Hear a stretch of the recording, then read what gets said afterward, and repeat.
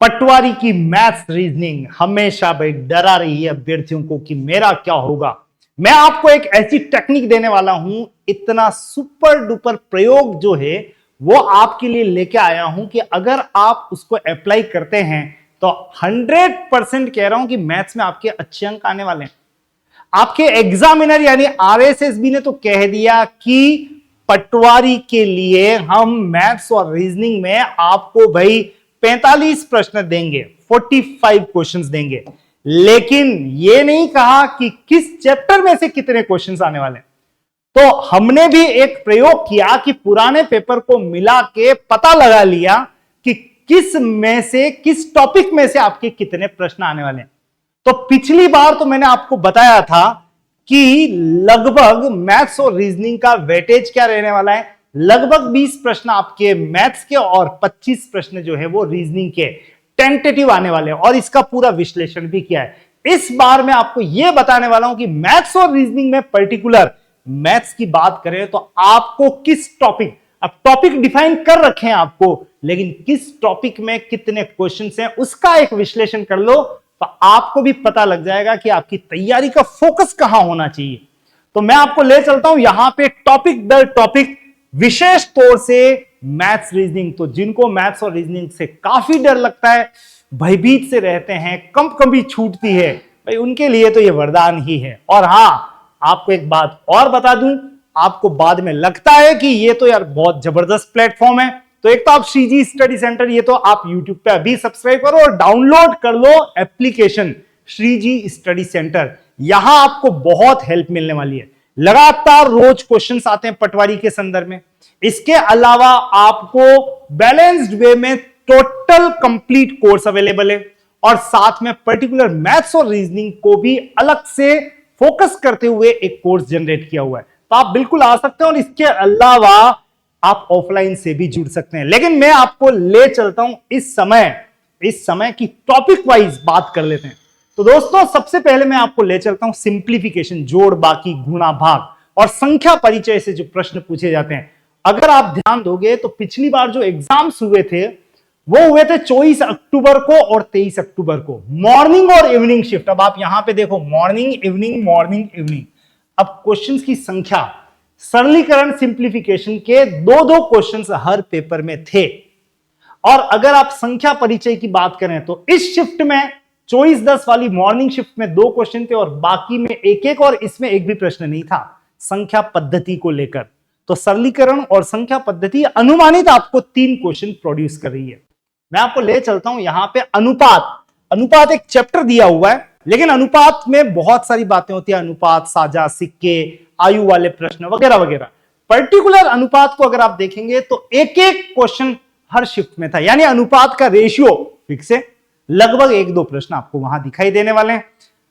Examiner ने अनुपात के ही एक हिस्से सिक्के से काफी प्रश्न, एग्जामिनर को सिक्के बहुत पसंद है, तो उसने 3 शिफ्ट में सिक्के दिए थे, और सिक्के एक शिफ्ट में सिक्के गायब थे। कुल मिला के सिक्कों पर आधारित जो अनुपात के प्रश्न आते हैं वहां से एक क्वेश्चन सामने था। मैं बात कर रहा हूं यहां पे मेंसुरेशन। क्या है मेंसुरेशन? क्षेत्रमिति, क्षेत्रफल और आयतन। बिल्कुल आपको अच्छे से पता है, अगर आप तैयारी कर रहे हैं तो आप इस चैप्टर से, जिसको हम कहते हैं मेंसुरेशन, से काफी डरे रहते हैं। तो आप श्रीजी पे आ सकते हैं क्योंकि यहां जबरदस्त मैथ्स और रीजनिंग है। और इस समय मैं बात कर रहा हूं मेंसुरेशन, क्षेत्रफल और आयतन की, जिसको तो देखते ही परखच्चे उड़ जाते हैं। वहां पे एग्जामिनर बहुत, मतलब जहां दुखती लगे ना वहां दबाता है। और यहां से आपको प्रश्नों की संख्या 3, 4, 4, मतलब घुमा के रख देता है। तो आपको यहां पे फोकस करना है, आप इसको स्किप नहीं कर सकते और करना भी नहीं चाहिए, क्योंकि 3 से 5 प्रश्न तक इस पेपर में भी आने वाले हैं। कौन छोड़ेगा? जहां मेंसुरेशन है वहां क्वेश्चंस जरूर से होंगे।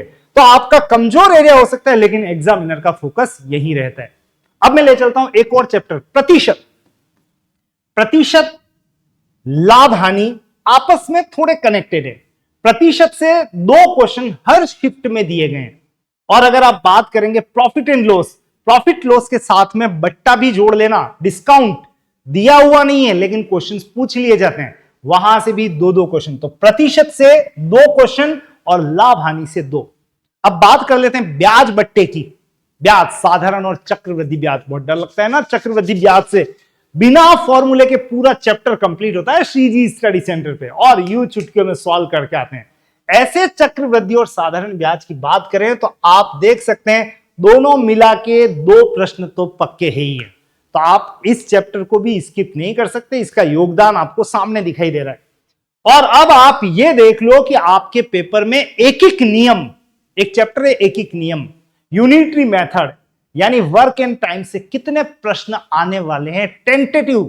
तो आप पिछले अगर रिव्यू देखें तो रिव्यू करने पे पता लग रहा है एक प्रश्न यहां 2, यहां एक और 2, यानी लगभग 1 से 2 प्रश्न आपको एक एक नियम पर आधारित दिखने वाले हैं। तो वेटेज थोड़ा बहुत ऊपर हो सकता है, लेकिन आप यहां पे देख सकते हैं कि एक अनुमानित तो पता लग रहा है कि किस चैप्टर को कितना फॉलो करना है। एक एक नंबर के लिए जान लगानी है, और इसमें एक जगह तो पूरी जान लगानी है मेंसुरेशन पे, बाकी तो सब पढ़ते ही है, लेकिन इसको स्किप भी कर देते हैं। वो स्किप करना बहुत खतरनाक हो सकता है। चलिए बात करते हैं मिश्रण। अब मिश्रण भी अनुपात का ही हिस्सा है, और वहां से एक प्रश्न दिया गया है। तो अगर आप अनुपात की बात करें तो अनुमानित 1 और 1 2 और 1 3 क्वेश्चन, 3 से 5 क्वेश्चन अनुपात या उसकी एप्लीकेशन के हैं। और मैं अगर औसत की बात करूं, एक शिफ्ट में एग्जामिनर को औसत बहुत पसंद आया, 3 क्वेश्चन दे दिए उसने 23 तारीख इवनिंग वाली शिफ्ट में, बाकी में औसत के एक एक प्रश्न है। मतलब आप देख सकते हो कि अगर कोई पर्टिकुलर पसंद आ जाए तो कभी कभी वेटेज बढ़ जाता है, तो आपको यहां औसत पे भी अच्छा खासा फोकस करना है। अब आप सोच रहे होंगे कि इन सब की तैयारी करूं तो करूं कैसे। तो दोस्तों मैंने बताया था अभी आपको थोड़ी देर पहले, आप तो बस डाउनलोड करो Shriji study centre, total solution वहां पे है। और आपको कुछ समझ में नहीं आ रहा है कि क्या करें कैसे करें, आप इस नंबर पे व्हाट्सएप कर दें, टोटल हेल्प मिलेगी आपको मेरी तरफ से। आपको कुछ भी नहीं करना है, बस आप तो नंबर डायल करो, मैसेज करो, अपने आप मैथ्स आपके घर तक पहुंच जाएगी। और यहां आ सको तो मैं क्या कहूं, वारे न्यारे होने वाले हैं। तो आपको स्ट्रेटेजिकल और भी मैं वीडियोस बताऊंगा, ताकि लेके आऊंगा आपके लिए, ताकि आप अपनी तैयारी को बहुत स्मार्टली करें और ओवरटेक करते हुए लाखों अभ्यर्थियों को सिलेक्शन के द्वार तक पहुंच जाएं। तो आप अपनी तैयारी जारी रखें, मैं अपनी तरफ से आपको स्मार्ट तैयारी कैसे, इसको स्मार्टनेस में कैसे कन्वर्ट करना है बताऊंगा, और आपको अपनी मेहनत को कैसे साकार करना है ये लगातार बताता रहूंगा। आज के लिए इतना ही, थैंक यू सो मच। फिर मिलेंगे एक और अच्छे टॉपिक, स्ट्रेटेजी, पटवार के संदर्भ में। Thank you so much.